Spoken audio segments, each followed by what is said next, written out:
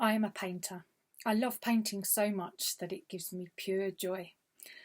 Oil paint is my preferred medium because love the variety that it offers me. Whether I dilute it using odourless thinners or oils or paint it straight on for density of colour and texture, it enables me to articulate what my inner world is attempting to describe. Automatic drawing is also central to my practice. This enables me to free my mind and get in touch with the unconscious, the liminal space of dreaming, the invisible space of feelings, experience, truth, and subsequently what Carl Jung describes as the collective unconscious, that which connects us all. It also acts as a great warm-up before painting and enables me to connect with the canvas as a kind of meditation.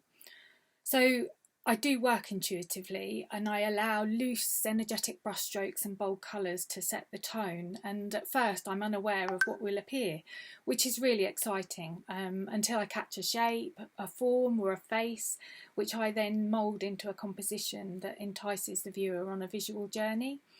I use iconographic and zoomorphic clues that hide in the negative space, aiming to tell a story that touches on my hopes and fears. So I've researched artists that work in a similar way. For example, Daniel McClendon from the US. He paints primitive animal figures that appear to him through a series of brushstrokes and marks, like animal spirits connecting to the divine. British artist Alan Davies' later works was ostensibly influenced by his cultural experiences abroad. His vibrant compositions incorporate many dream-like symbols that seemed to come directly from the indigenous cultures that he had visited. He described the need to paint in this way like a primal urge, often quoting Paul Klee as saying that an artist neither serves nor rules, he transmits. And I agree with this.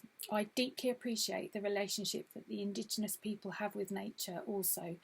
Their core values really resonate with me, and I try to honour this relationship in our work, because our disparate Western society has experienced hundreds of years of patriarchy, control, capitalism and greed that have disconnected us from the natural world. But I believe that through my art practice, I'm picking up on vibrations from nature. They're asking us to listen and apply the ancient knowledge of the indigenous cultures to our current ecological crisis, for example. If I had to categorise my work, I would describe it as figurative, but also abstract.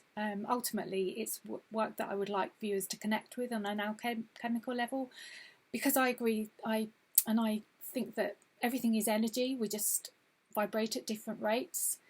And I aim to articulate themes of connectivity, humanity and the natural world.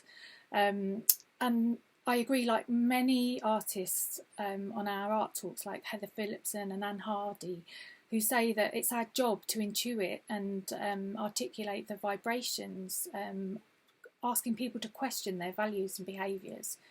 So my work currently flips between the use of large, life-size canvases and more intimate, smaller pieces. And I enjoy switching between the two.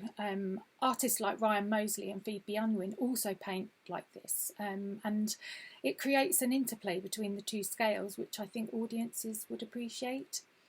So with all this in mind, I envisage my work in a warehouse or gallery setting where viewers have the time and physical space to contemplate and make a connection with it, where hopefully an energetic exchange can occur, because I believe that artists are at the forefront of change and we can alter the perceptions and vibrations around us for the greater good.